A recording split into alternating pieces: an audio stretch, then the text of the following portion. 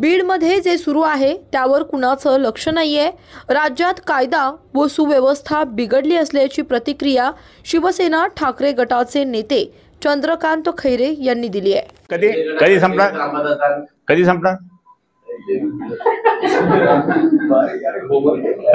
संपणार सांगा ना। तो खैरे साहेब शिवलेच्या डायलॉग सारखं बोलते कबय होली हा नाही कधी असेल ते माहित नाही मला। हा काय म्हणता? नाही नाही आनंदाचा दिवस नाही। एक चांगला कार्यकर्ता आहे तो आणि खूप काम करणारा कार्यकर्ता आहे। सगळीकडे फिरत असतो तो आणि त्यांनी त्याला माहिती आहे की पुढे काही होणार नाही, पण नेते तर होऊन जा। साहेबांकडे जाऊन त्या ठिकाणी ते नेतेपदाची पण भूमिका केली। फक्त माझ्या इलेक्शनच्या वेळेस मला जास्त मतदान निवडून देण्याचं कामासाठी केलं त्याने, पण ते त्यावेळेस तुम्हाला माहिती काय केलं। अशा अनेक मला मुंबईतले नेते भेटले होते, ते म्हणे अरे केशव काय को घे ठीक आहे, परंतु प्रत्यक्षात त्या ठिकाणी शिवसेना पक्षप्रमुखांनी केलंय म्हणून हरकत नाही। आम्ही त्यांचा मान ठेवतो, सन्मान ठेवतो, असलेलं काही हरकत नाही, परंतु आपण सर्वांनी मिळून त्या ठिकाणी शिवसेना वाढवावे। जे काही अधपतन झालेलं आहे तुम्ही म्हणता ते त्याप्रमाणे ते अधपतन होऊ नये, पुढे वाढवा ही भूमिका असली पाहिजे आणि म्हणून मी माझ्या पद्धतीने काम करतो। संसदेत आता आज बोर्डाचं विधेयक आहे, उभाटाची भूमिका सकाळपासून लागली आहे। राजू शिंदे एकटे नाही गेले, तुम्ही जसं सांगितलं की आयात उमेदवार परत केले, तुमच्या पक्षात तुमच्या उजव्या डाव्या हाताला बसणारे अनेक लोक ते सुद्धा दुसऱ्या पक्षात गेले, नेमकं काय नाही आता नाही आमच्या पक्षात म्हणजे इकडचे तिकडचे लोक गेले असेल, परंतु प्रत्यक्ष सांगतो की ही शिवसेना आहे।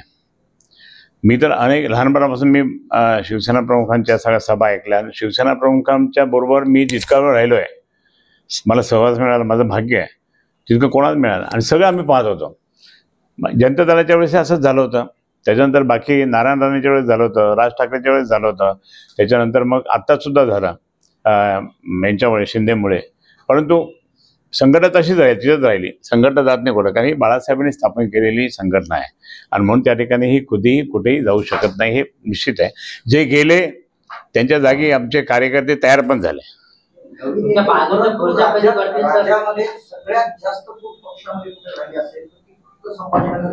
त्याचं कारण असं आहे ना की ते नाही हो नाही त्याचं कारण असं आहे, आपल्या इकडे सगळ्यात जास्त निवडून ते आमचे शिवसेनेचेच कार्यकर्ते आले निवडून ना, आणि ते तिथून फुटले।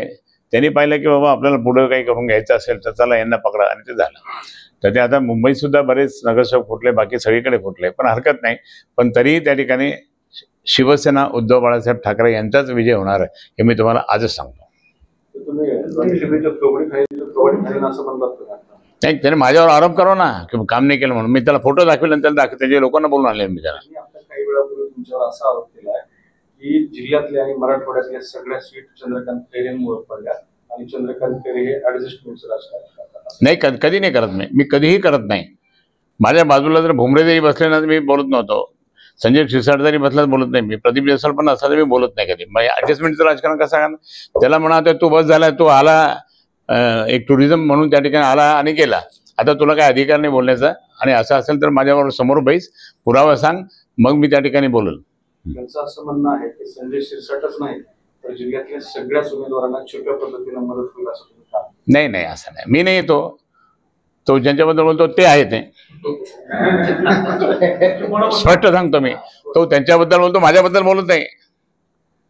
ज्यांनी केलंय ते ज्यांनी, मी तर एकाला पण तिकीट दिलं नाही, मला विचारलं पण नाही तिकिटासाठी। तो आता ते समजून घ्या तुम्ही। नाही नाही ते समजून घ्यायचं, हे समजण्याचा प्रकार असतो, आणि म्हणून मग तुम्हाला सांगायचं मी कोणतीच तिकीट दिले नाही, एक पण तिकीट मी दिलं नाही। त्यांनी बाहेरून आणले उमेदवारांनी, त्यांना तिकीट मिळून दिले जाऊन साहेब। आता साहेबांनी त्यावेळेस आदेश दिल्यानंतर मला काम करायचं काम आहे असं आहे। त्यांनी आणखी आरोप केला, त्यांचं असं म्हणणं आहे की मी जर का खरं सांगितलं आणि सत्य सांगितलं तर निष्ठावंत शिवसैनिक चंद्रकांत खैरेंना रस्त्यावर फिरू देणार नाही। म्हणजे मला फिरू देणार नाही रस्त्यात? यार म्हणे हिंदुत्वासाठी त्या ठिकाणी जेलमध्ये गेलेला माणूस आहे, हिंदुत्वासाठी त्या ठिकाणी सिटी चौकामध्ये काय तिकडे पण सगळं मी उत्तर दिलेलं आहे. मी जबरदस्तपणे त्या ठिकाणी काम केलेलं आहे. मी पालकमंत्री असताना त्या ठिकाणी आमची बैठक चालली होती, त्यावेळेस मोंढ्यामध्ये तो एक जो जिन्सी ह्याच्यामध्ये लॉकअपमध्ये गेलेला माणूस होता, तो वारला. ती दंगल झाली होती. मी स्वतः जाऊन त्या ठिकाणी गळा पकडला आणि गाडीत टाकला. मी असा माणूस आहे. डरपोक, त्याला केस नाही, दाढीचे काही नाही, काय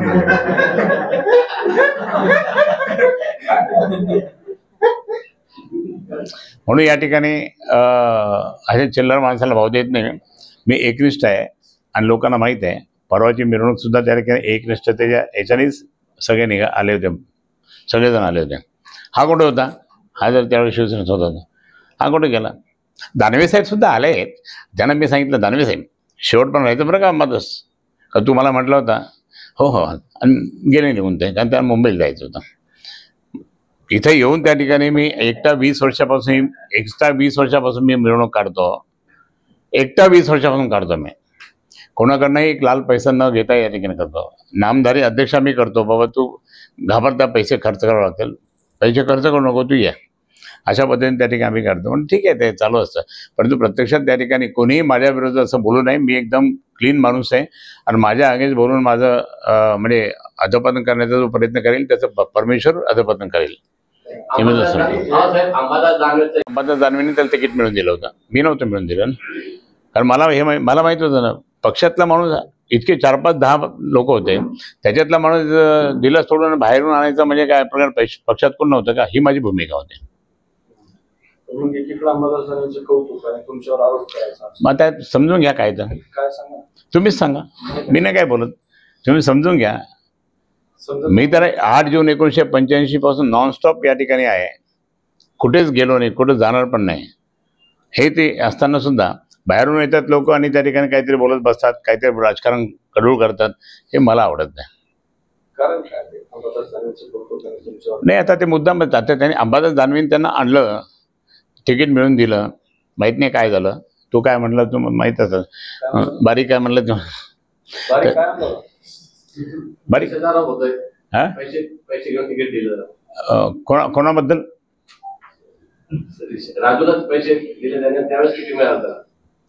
नाही, बरोबर आहे, पण कोणी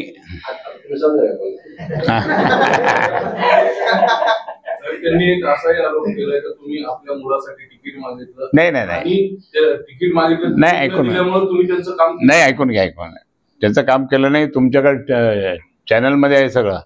तो असं म्हटलं तर त्याला मग माझ्या पद्धतीप्रमाणे 2 तोंडात मारली त्याच्या. मी जर काम केलं नाही म्हटलं तर त्याचे माणसं होते ना माझ्याबरोबर. 2,500 फोन मी केले त्यांच्या माणसासमोर. त्यांच्या माणसाबरोबर मी त्या ठिकाणी खूप ठिकाणी गाठीबिटी पण केल्या, अनेक ठिकाणी सभा केल्या. मी स्वतः सभा घेतल्या अनेक ठिकाणी. आणि जरा माझ्या मुलाचा काय प्रश्न होता, आम्ही म्हटलं का नाही, आता मी मला लोकसभेत पाडल्यानंतर मी थोडं म्हटलं आपण जरा शांत राहू, नंतर बघू काहीतरी. म्हणून मी या ठिकाणी आम्ही तिकीट मागितलं नव्हतं, पण तिकीट एखाद्या वेळ मागेल म्हणून त्याला आणलं, तिकीट दिलं, असं झालं. जिल्ह्यामध्ये आमदारांची बैठक झाली, तुम्ही मुंबईमध्ये काल दिवसभर होतात तिथं. उभाटाची भूमिका काय ठरली नेमकी वक्तव्य विधेयकावर? नाही, आता ते जेव्हा आता मतदान होईल 4 वाजता त्यावेळेस ते स्पष्ट दिसेल. काही आदेश नाही, पक्षाचा आदेश त्या आता संजय राऊत साहेबांनी दिलेला आहे. ते तिथले गटनेते आहे म्हणून त्याच्याबद्दल काय माहिती. हां, भूमिका ठरली. संजय राऊत साहेब बोलले ना की भूमिका ठरली. ते काय दिसतात तिथं, अजून दिसतात संजय राऊत साहेब दिसतात मागे पुढे. आणि ते भूमिका ठरली, परंतु 4 वाजता मग त्यांनी संजय राऊत साहेबांनी हेही सांगितलं आमची भूमिका ठरली, पण 4 वाजता आम्ही त्या ठिकाणी मतदानाच्या वेळेस सांगू. राजू शिंदे हेही म्हणाले, त्यांनी जे आरोप केले तुम्ही ऍडजस्टमेंट राजकारण, मी नॅशनल की हे जर खोटं असेल तर चंद्रकांत खैरेंनी भद्रा मारुतीवर आणि शेळगेवर चल रामाना तू चल ना, मग दाखवतो मी. ज्यांनी मला त्रास दिला ना त्या भद्रा मारुती त्यांच्या डोक्यात गदा मारलेली माहिती का. गेले, बरेचसे गेले कुठे गेले माहित नाही. म्हणून आता बोलू नको म्हणा. आता तुझे जे काही प्रकरण आहे ब्लॅकमेलिंग करणार आहे, मला इथल्या व्यापाऱ्यांनी सांगितलं वाळूच्या, तुम्ही इथे कशाला आणता, तुम्ही तिकडे या ना. तर तिकडे मला आमची इंडस्ट्री खराब केली, ब्लॅकमेलिंग केलं, आता इथे करण्याचं तुम्ही संधी देता का त्याला, असं बोलले होते. म्हणून म्हटलं हा असा माणूस आहे, पण आता काय नाही चांगला आहे असं म्हणावं लागत होतं. पण एकंदरीत त्या ठिकाणी आता बरेच प्रकरणं निघतील पाहू पुढे काय होतं ते. मोदी सरकार चांगलं काही करत असेल तर त्याचा आम्ही स्वागत करतो अशी प्रतिक्रिया मंत्री पंकजा मुंडे यांनी दिली आहे. तर वक्फ सुधारणा विधेयकाबद्दल देखील त्यांनी यावेळी भाष्य केलंय. तिथे पंडित दीनदयाळ उपाध्याय संस्थेच्या माध्यमातून भगवान बाबा वसती शाळेच्या एका वसतिगृहाच्या भूमिपूजनासाठी मी आलेली आहे. महामहिम आमचे राज्यपाल राजस्थानचे आमचे नेते आदरणीय हरिभाऊ नाना बागडे यांचा खूप आग्रह होता मी इथे यावं आणि त्यांच्या आदेशावर मी इथे आलेले आहे. चांगला कार्यक्रम पार पडला. आता मला पळायचं आहे बीड जिल्ह्यात, कारण माझ्या जिल्ह्यातले कार्यक्रमाला उशीर झाला. इथे प्रत्येक गावात लोकांनी थांबवलं 1-1 किलोमीटरवर.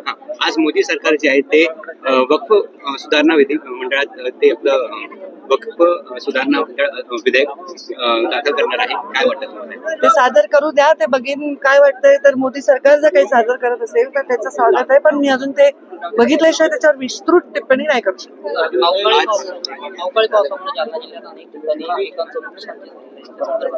पंचनामा करून कुठे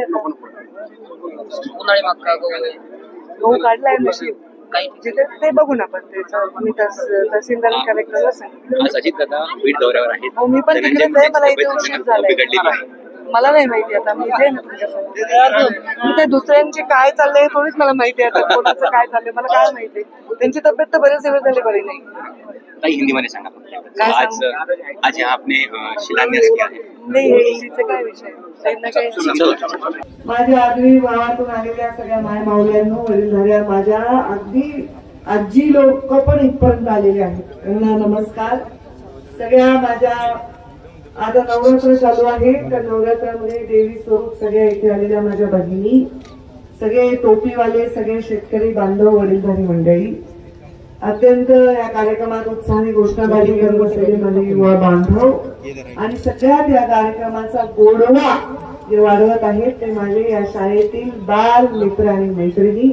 अत्यंत सुंदर आपण प्रात्यक्षिक केलं. सुंदर दानपट्टा चालवला, काय तलवार चालवली, भाला चालवला, मलखांब केला आणि त्या दाखले सरांनी ज्यांनी त्यांना ट्रेनिंग केलं त्यांचं सुद्धा मनापासून अभिनंदन. खरं तर ग्रामीण भागामध्ये एवढ्या डोंगराच्या मध्ये एक गाव, त्या गावातली ही शाळा, त्या शाळेचा इतिहास आदरणीय हरिभाऊ नानांनी मला सांगितला. या शाळेला खूप महत्व आहे. मी स्वतः जिल्हा परिषद शाळेतच शिकले. आता प्रत्येक जे लोक संचलन करणारे काय म्हणत होते, गरीब गाव आहे, गावातलं ग्रामीण भागातलं आहे, तर मी सुद्धा जिल्हा परिषदच्या शाळेत जमिनीवर बसून शिकलेली आहे. मी काही कुठल्या कॉन्व्हेंटमध्ये शिकलेली नाही. आणि त्या जिल्हा परिषदच्या शाळेत शिकून एक दिवशी जिल्हा परिषद शाळांचं मंत्रालय असणारं ग्रामविकास खातं देखील मला मिळालं आणि अंगणवाडीचं खातं मिळालं. त्यामुळे माझ्या मनामध्ये या अंगणवाडी ताई आणि जिल्हा परिषद शिक्षकांच्या विषयी मनामध्ये खूप खूप खूप आदर आहे. जिल्हा परिषदेमध्ये किंवा ग्रामीण भागातल्या शाळेत शिकणारे विद्यार्थी हे इतके महत्वाकांक्षी आणि मेहनती असतात की जीवनामध्ये ते पुढे जातात याचा मला विश्वास आहे.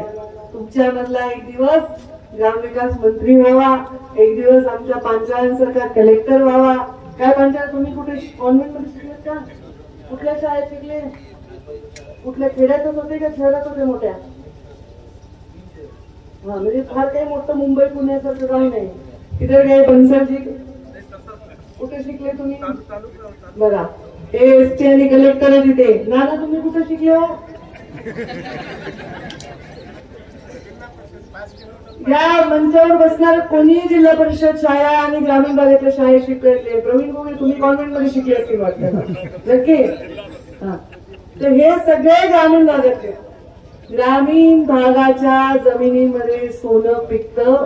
ग्रामीण भागाच्या जमिनीमध्ये सोन्यासारखे माणसं सुद्धा असतात याचा मला विश्वास. मी कशाला एवढी वाट करून आले?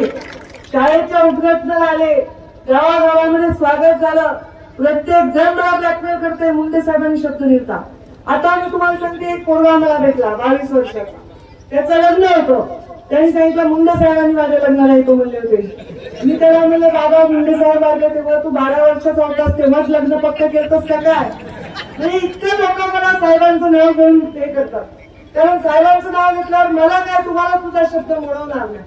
मुंडे साहेबांचा पुतळा मला कळत नाही, आज मनात विचार करत होते की छत्रपती शिवाजी महाराजांच्या पुतळ्याला नतमस्तक होताना म्हटलं, महाराज का तुमच्या महाराष्ट्रामध्ये जन्म घेतला, केवढं मोठं भाग्य आहे, ते पण अशा वर्गामध्ये, अगदी मागासलेल्या कठीण कष्ट करणाऱ्या वर्गामध्ये जन्म घेतला. त्या मुंडे साहेबांचा तुमच्या समोर एक पुतळा उभा आहे, किती मोठं भाग्य आहे हे. या महाराष्ट्राच्या भूमीचं प्रेम आहे आणि किती माझं भाग्य आहे. खूप कमी लेकरांच्या वाट्याला येतं की आपल्या वडिलांचे गावोगावी पुतळे मनाने उभे करतात. राजकारण्यांना आपले पुतळे उभे करायला तापाशी रात्र दिवस पाऊस पाणी ऊन काही बघत नाही, पण वेळ माझ्या हातात नाहीये. तर तुमचं गाव, मला जर परळीला जायचंय म्हणजे बीडला जायचंय तर मला कुठल्या दिशेने जायचंय? गाव आता काय शॉर्टकट गावातून नाहीये, शेतातून जाऊन पुन्हा त्या गावाच्या पुढे ते भुगीनी धावरे गावात ठीक आहे. गोपीनाथ गड उभा केला, 1 रुपयाही सरकारला मागितला नाही. आणि तुमची सहल गोपीनाथ गडावर मी बघितली, त्या लक्षवेध मध्ये त्याच्या फोटो आहे सगळ्या विद्यार्थ्यांचा. छोटे छोटे मुलं विद्यार्थी येतात, मला सगळे विचारतात, एखादी घटना घडली की एखादा मुलगा वाया गेला, एखाद्या मुलीचं काही चुकलं, आई वडिलांचे संस्कार नाही. आपले आई वडील कधीही मुलांना वाईट संस्कार करत नाही, गुरु कधीही मुलांना वाईट संस्कार करत नाही. सगळ्यात महत्वाचा असतो स्वतःच्या मनावर स्वतःचा संस्कार.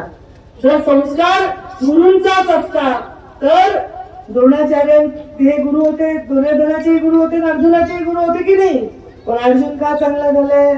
कारण त्याच्या स्वतःच्या मनावर ज्याचा ताबा आहे, स्वतःच्या मनावर जो संस्कार करतो, गुरुंनी जे शिकवलं, आई वडिलांनी जे शिकवलं ते आत्मसात करून खरं जीवन जगतो, तोच पुढे जाऊन अर्जुन होतो, तोच महायोद्धा होतो आणि तोच महाभारत जिंकत असतो.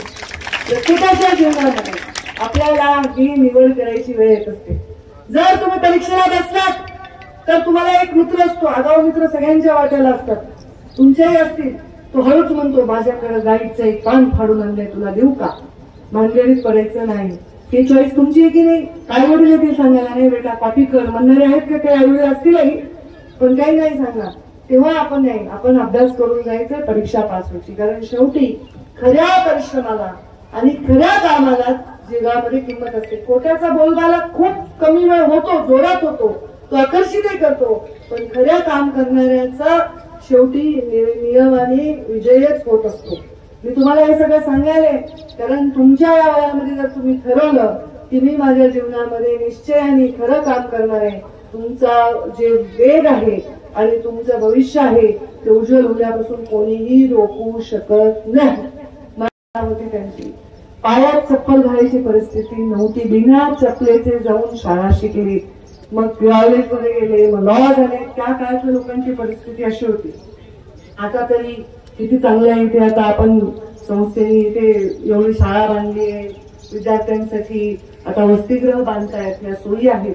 नक्कीच या सोयी मुंबई, पुण्याच्या, नाशिकच्या, संभाजीनगरच्या सोयीपेक्षा कमीच असणार आहे, पण तुमच्या जीवनामध्ये ही सोय तुमचं जीवन बदलण्यासाठी आलेली आहे. ही सोय तुम्ही इथे या, मित्र मैत्रिणी तुम्ही इथे शिका, मैदानी खेळ शिका, तुम्ही अभ्यास करा आणि आपण आपलं जीवन घडवण्याचा प्रयत्न करा, असंच मी या निमित्ताने सांगेन. फार मोठं भाषण, देशामध्ये काय चाललंय, राज्याने काय निर्णय घेतले, ते बजेट किती आहे, हे बजेट फायद्याचं काय नुकसानीचं आहे, याच्यामधली तूट किती आहे, ते तुमच्या समोर वाजवणं म्हणजे मोठेपणा नाही. मी जे बोलावे ते तुम्हाला कळलं पाहिजे आणि ते कळून तुम्ही घरी 4 शब्द घेऊन गेले पाहिजे, हे महत्वाचं आहे. आता आमच्या लाडक्या बहिणी इथं आलेल्या आहेत का नाही लाडक्या बहिणी? तेव्हा बरं हात वर, पुन्हा कुणाच्या लाडक्या बहिणीचे अकाउंट बघा, गावच्या गाव. जास्त जर कुणी घरामध्ये दाब टाकायला तर सांगायचं मी मुख्यमंत्र्याची लाडकी बहीण आहे. मात्र या लाडक्या बहिणीला मी जर काही गप्पा जगाच्या कशाला सांगू, एवढंच सांगते, अकाउंटमध्ये 4 पैसे आले, इज्जत वाढली घरात. कोणी काढून नाही घेत ना तुमचे पैसे? काढून घेतलं तर मला सांगा, आहे का नाही? इज्जत वाढली. काष्टा घेतलेल्या माऊलीच्याही अकाउंटमध्ये पैसे आले आणि सहावारीच्याही अकाउंटमध्ये पैसे आलेले. त्या महिलेला ताकद देण्याचं काम सरकारने केलं म्हणून आम्ही परत या मंचावर सरकारमध्ये बसलेलो आहोत. जिथे स्त्रीचा सन्मान होतो, जो समाज स्त्रीला साथ देतो, तो समाज नेहमी चांगल्या दिशेने जात असतो. आणि त्यामुळे आपल्या या चांगल्या दिशेने मुलांनी जावं, स्वतःच्या पायावर उभं राहावं, संघर्षाला मेहनतीला घाबरू नये आणि घाबरला नाही जो मेहनत करतो. आपल्याकडे म्हणतात टाइम इज मनी, म्हणजे आपला जो वेळ आहे तो पैशापेक्षाही महत्वाचा. तो वेळ वाया घालवू नका. प्रत्येक क्षण काहीतरी शिकण्यासाठी घालवा. शिकायला काही वेळ लागत नाही. अजूनही मी शिकते. मला काही विषय आवडला तर मी नोट्स काढते, मी त्याचा डबल नाही कळलं तर परत वाचते, परत ऐकते. शिक्षण ही अविरत प्रक्रिया आहे. त्यामुळे तुम्हाला शिक्षण घेताना काही प्रश्न पडला तर गुरुजींना विचारा, त्यांचं डोकं खा. जोपर्यंत समाधान होत नाही तोपर्यंत तुम्ही थांबू नका. तुमच्या उज्ज्वल भविष्यासाठी, या गावातल्या डोंगर कपाऱ्यातल्या लोकांच्या उज्ज्वल भविष्यासाठी मी भगवान बाबांच्या चरणी प्रार्थना करते. भगवान बाबांचं नाव आपण इथे दिलेलं आहे. आजचा दिवसच इतका सुंदर आहे की सुरुवात छत्रपती शिवरायांच्या पायाचं दर्शन घेऊन मुंडे साहेबांच्या पुतळ्याला हार घालून भगवान बाबांच्या नावाच्या संस्थेपर्यंत मी आलेली आहे. त्यांच्या बाजूला जे पंडित दीनदयाळ उपाध्याय आहेत ते सुद्धा, ते काही गरीब घरी जन्मले नाही, चांगल्या घरी जन्मले, तर देश सेवेसाठी संकल्प करून त्यांनी त्यांचं आयुष्य देश सेवेसाठी घातलेलं आहे. या देशासाठी, या भारत मातेसाठी घातलेले म्हणून त्यांचं स्थान फार मोठं आहे. त्यामुळे आपण सर्व या सगळ्यांचा आदर्श घेऊन आपल्या जीवनामध्ये काम करा, एवढंच मी आपल्याला या निमित्ताने सांगेन आणि मी माझ्या वाणीला विराम देईन. धन्यवाद. लाडक्या बहिणींची फसवणूक या सरकारनं केली आहे. या लाडक्या बहिणींची गरज संपली आहे. त्यामुळे पुढच्या वर्षीच्या अर्थसंकल्पात 2100 सोडा 1500 रुपये तरी मिळतील का? यावेळी ठाकरे गटाचे नेते विनायक राऊत म्हणालेत. दुर्दैवाने हे शासकीय महाविद्यालय काही जणांकडून अधोगतीला पाठवलं जातंय का स्वतःच्या स्वार्थासाठी, अशा पद्धतीची शंका निर्माण झालेली आहे. आणि मी ज्यावेळेला तुम्हाला आता वाचून दाखवेन की तुम्हालाही माहिती आहे की हे शासकीय वैद्यकीय महाविद्यालय होऊ नये अशा वृत्तीचे काही राजकारणी होते.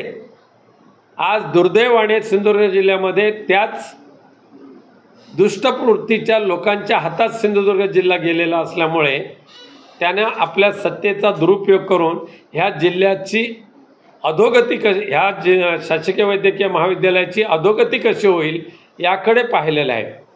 मला खेदाने नमूद करावं लागतं की खासदार असतील, विद्यमान पालकमंत्री असतील, या मतदारसंघाचे आमदार असतील किंवा शेजारच्या सावंतवाडीचे आमदार असतील, ह्यांना शासकीय वैद्यकीय महाविद्यालयाचं आनंद नाही पण दुःखच झालेलं आहे. त्यामुळे ह्याचं लवकरात लवकर कसं विसर्जन करता येईल या मानसिकतेमध्ये ते आहेत का अशी शंका मला निर्माण झालेली आहे. कारण पूर्वी जिल्हा रुग्णालयातून बांबोळीला पेशंट रेफर होत होते, आता जिल्हा रुग्णालयातून SSPMला पेशंट रेफर होतात आणि पैसे जर नसले तर त्या पेशंटला डिस्चार्ज दिला जात नाही अशा अनेक तक्रारी येत आहेत. पण जाऊ दे, त्यांचा तो खाजगी व्यवसाय आहे. महाराष्ट्राबरोबरच इतर देशातल्या इतर राज्यातले विद्यार्थीसुद्धा इथे खूप मोठ्या प्रमाणात आहेत आणि त्यामुळे अशी जर ह्या विद्यार्थ्यांच्या जीवनाशी खेळण्याचं काम सध्याच्या शासनाकडून होतं आहे, वरिष्ठ अधिकाऱ्यांकडून होतं आहे. मी यामध्ये डीनना दोष नाही देणार आहे, सातत्याने मागणीपत्र पाठवतात, पण मुंबईमध्ये जाऊन आयुक्तांकडे बसणं, मेडिकल सेक्रेटरी म्हणजे वैद्यकीय सचिवांकडे बसणं, वैद्यकीय खातं सांभाळणाऱ्याकडे मंत्र्यांकडे बसणं आणि आपल्या जिल्ह्याचा हा बॅकलॉग भरून काढण्यासाठी लोकप्रतिनिधींची जी मानसिकता पाहिजे ती दुर्दैवाने ह्या लोकप्रतिनिधींची राहिलेली नाही. अगदी ओपनली माझं आव्हान आहे, आपल्या माध्यमातून जर वैद्यकीय शिक्षणाचे मंत्री जर ऐकत असतील, हा जो कॉन्ट्रॅक्टर नियुक्त केलेला आहे तो तुमचा नातेवाईक आहे की नाही स्पष्ट करा. त्यावेळेला आम्ही मागणी केली होती की जिल्हा स्तरावर कॉन्ट्रॅक्च्युअल पदं भरावी, पण ज्या वेळेला सध्याच्या मंत्र्यांकडे हे चार्ज आला त्यावेळेला अख्ख्या महाराष्ट्रातल्या सगळ्या शासकीय महाविद्यालयांसाठी एकच ठेकेदार नियुक्त केला गेला आणि तो सध्याच्या मंत्र्यांचा, काही जण म्हणतात मुलगा आहे, काही जण म्हणतात जावई आहे, पण त्यांनी सांगावं माझा तो जावई नाही, माझा तो मुलगा नाही. आणि त्याच्यावर दुसरं कहर असं आहे की कॉन्ट्रॅक्च्युअल वर्कर्सना शासनाने दिलेला जो त्यांचा म्हणजे ड वर्गाचा सांगतो मी तुम्हाला, त्याचा पगार दर महिन्याला 20,800 किंवा 600 असं काहीतरी आहे, 20,600. पण आत्ताच्या घडीला आम्ही ज्या वेळेला आता इन्क्वायरी केली त्यावेळेला त्याला मिळतोय 12,000. मग 20,000तून 20,800वरून 12,600 त्याला हातात मिळतोय. स्टॅच्युटरी डिडक्शन त्याचं जे आहे सरकारच्या नियमाप्रमाणे हे 1,980 आहे. 20,700मधून 1,980 वजा केले तर त्यांच्या हातात किती मिळाले पाहिजे? 17,000 ते 18,000 तरी मिळाले पाहिजे. पण बिचाऱ्यांना फक्त 12,500 रुपये पगार द्यायचा आणि मधला जो मलिदा आहे तो त्या मंत्री महोदयांच्या त्या लाडक्या मुलाच्या किंवा लाडक्या जावयाच्या घशात घालायचं जे काम चाललं आहे ना, त्यामुळे आमचं जिल्हा शासकीय वैद्यकीय महाविद्यालय हे अशा पद्धतीने अधोगतीला चाललेलं आहे. माझ्या माहितीनुसार खासदार महोदय निवडून झालेला आता मला 11 महिने होतील. एकदाही त्यांना भेट ती दिली नाही, ती देणारच नाही का त्यांना SSPM जवळचं आहे. शासकीय वैद्यकीय महाविद्यालय नको त्यांना, का इथे गरीब मुलांना शिक्षण दिलं जाते, गरिबांच्या घरचे डॉक्टर्स बनणार आहेत. पालकमंत्री मोठी भीमगर्जना करतात, अगदी पहाटे पहाटे एखाद्याचं घर तोडायचं काम करतात आणि एकट्या घर तोडत असताना त्या ऑर्डर्समध्ये नोंद केलेली आहे की माननीय पालकमंत्री महोदयांच्या आदेशानुसार तातडीने ही कारवाई केली जाते. त्यांना वेळ मिळालेला नाही आहे. शिवसेना उद्धव बाळासाहेब ठाकरे पक्षाच्या सरपंचांना एक छदामही देणार नाही ही घोषणा करायला त्यांना वेळ मिळतो, पण शासकीय वैद्यकीय महाविद्यालयाची जी अडचण आहे ती सोडवायला त्यांना कॅबिनेट मंत्री असून सुद्धा वेळ नाही आहे मिळत आहे. आणि आमदार महोदय त्यांना काय पडलेलंच नाही, तिकडचे आमदार ते काय पडलेलं नाही, राजकीय वनवासात गेलेले आहेत.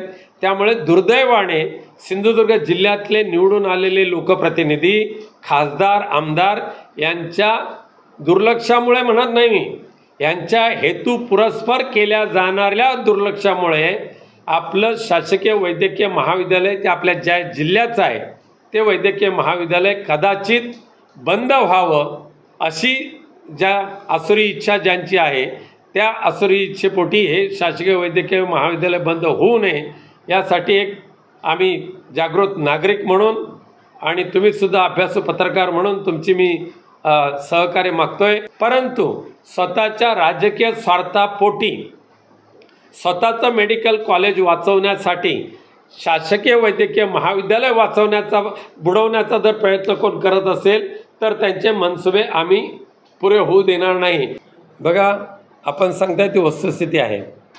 आज मुंबई आणि MMR रिजन, केवळ मुंबई नाही, MMR रिजनच्या काही परप्रांतीयांची एवढी मुजोरी वाढलेली आहे.